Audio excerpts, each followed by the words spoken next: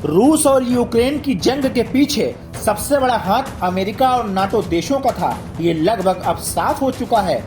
दरअसल रूस को बर्बाद करने के लिए पश्चिमी देशों ने यूक्रेन को मोहरा बनाया और उसे नाटो में शामिल करने का सपना दिखाया। लेकिन जब रूस ने यूक्रेन पर हमला कर दिया तो ये सभी देश उसका साथ छोड़कर भाग गए। औपचारिकता के लिए भले ही इन देशों ने रूस के हमले की निंदा की हो, पर असल मायनों में ये सभी देश रूस पर कड़े प्रतिबंध लगाना चाहते थे, जो इन्होंने कर भी दिया।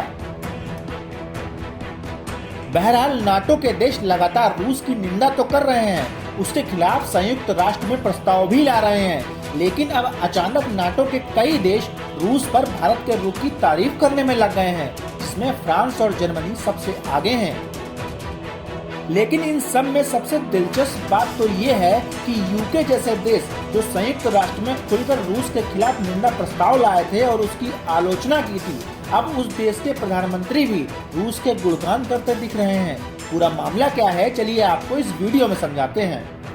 दरअसल ब्रिटेन के प्रधानमंत्री बोरिस जॉनसन ने रूस को महान राष्ट्र और महान विश्व शक्ति बताते हुए उसकी तारीफ में कसीदे पढ़े। उन्होंने कहा कि रूसी लोगों के प्रति हमारी कोई शत्रुता नहीं है और हमें एक महान राष्ट्र और एक महान विश्व शक्ति पर आरोप लगाने की कोई इच्छा भी नहीं है। उन्होंने आगे कहा कि रूस का यूक्रेन पर हमला नाटो संघर्ष नहीं है। चलिए अब बात करते हैं फ्रांस और जर्मनी की। ये दोनों ही देश नाटो समूह का हिस्सा हैं और धीरे धीरे ये दोनों रूस पर भारत के रुख की तारीफ करने लगे हैं। भारत में जर्मनी के राजदूत ने कहा है कि भारत की राजनयिक सेवा शानदार है।